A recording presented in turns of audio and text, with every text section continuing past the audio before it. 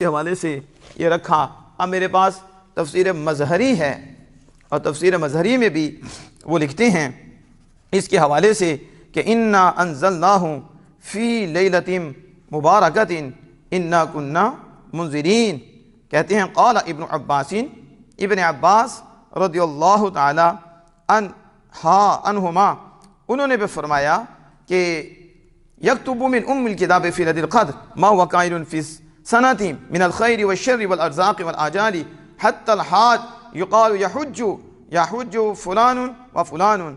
وروى ابو الضحى عن ابن عباس رضی اللہ تعالی عنہما ان اللہ یقضی اقضیہ لیلۃ النصف من شعبان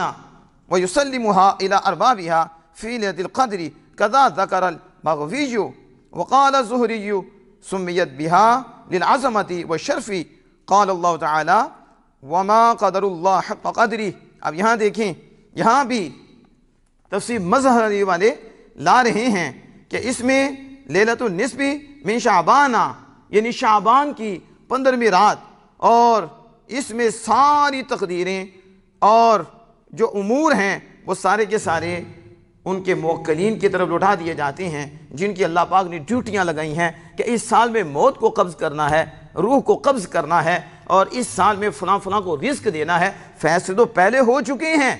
تقدیروں کے وہ تقدیریں پہلے لکھی جا چکی ہیں اور فیصلے تو پہلے جا چکے ہیں، لیکن اس رات کو وہ فرشتوں کے حوالے کر دیے جاتے ہیں اور ان کی ڈیوٹیاں لگا دی جاتی ہیں کہ اگلے سال تک اس کو ملکوت موت دینی ہے، اس کی روح قبض کرنی ہے، اس سال سے اگلے سال تک، اس سال سے اگلے سال تک اس کو رزق دینا ہے، تو وہ رزق زمین پہ اتارتے ہیں۔ فیصلے پہلے ہو چکے ہیں، لکھے جا چکے ہیں، لیکن یہ ہے اب آگے جاری کرنے کا، اب اس کو نافذ کرنا ہے۔ اس سال سے اگلے سال تک یہ کام تم نے کرنا ہے، یہ کام تم نے کرنا ہے، یہ کام تم نے کرنا ہے۔ تو حضرت ابن عباس رضی اللہ تعالیٰ عنہ نے فرمایا کہ لیلۃ القدر میں یہ ام الکتاب یعنی جو لکھتے ہیں جو ہوگا اس سال میں، یعنی خیر اور شر،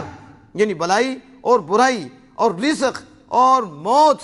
کہ کم واقع ہوگی، یہاں تک کہ حاجی کو کہا جاتا ہے کہ فلاں فلاں حج کرے گا،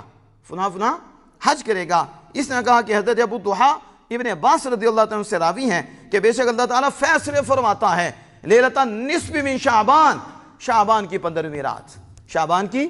15ویں رات کو اللہ عز و جل فیصلے فرماتا ہے، اور پھر کیا کرتا ہے، امور